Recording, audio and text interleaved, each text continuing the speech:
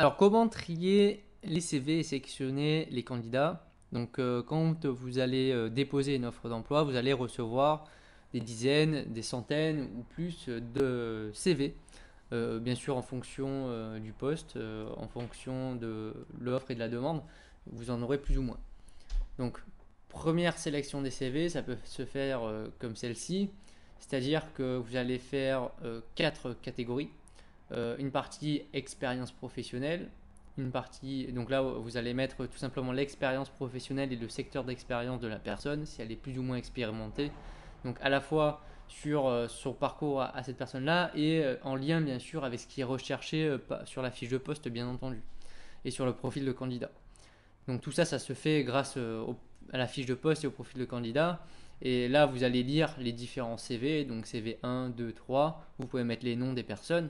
Et donc là, vous allez remplir la case expérience. Ben, cette personne-là, elle a 2 ans d'expérience en grande distribution. Celle-ci, elle en a 5, mais pas dans la grande distribution alimentaire, mais dans, par exemple, la papeterie.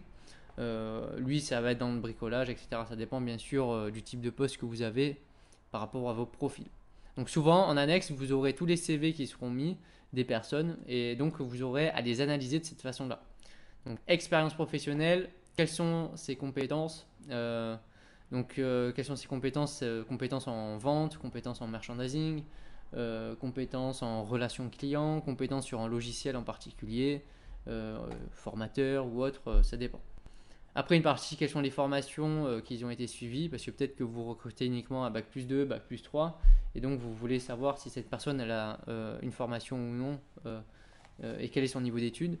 Et autre, c'est tout ce qui ne rentre pas dans les autres cases, justement.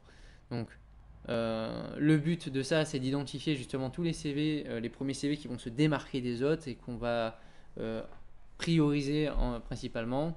Et on va éliminer tous les CV qui ne respectent absolument pas les critères primordiaux qui ont été définis auparavant par le biais de la fiche de poste et par le biais du profil de candidat.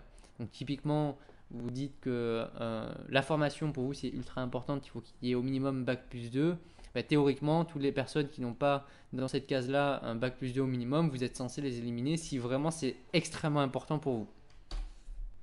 Et ensuite, une fois que vous aurez fait ce premier tri des CV grâce à ce tableau-là, qui peut vous être demandé lors d'un exercice, hein, ça arrive très très souvent, et bien ensuite la deuxième étape, ça va être de téléphoner, de faire un entretien téléphonique avec les personnes pour déjà s'assurer de leur disponibilité, parce que peut-être que ces personnes-là ne sont plus disponibles à l'heure actuelle, et bien sûr évaluer les capacités d'élocution de la personne, c'est si elle sait s'exprimer, si elle sait organiser ses idées à l'oral.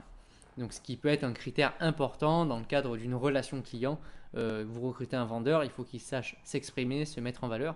Donc s'il n'est pas capable de le faire par téléphone pour se défendre lui-même, déjà ça promet rien de bon pour la suite.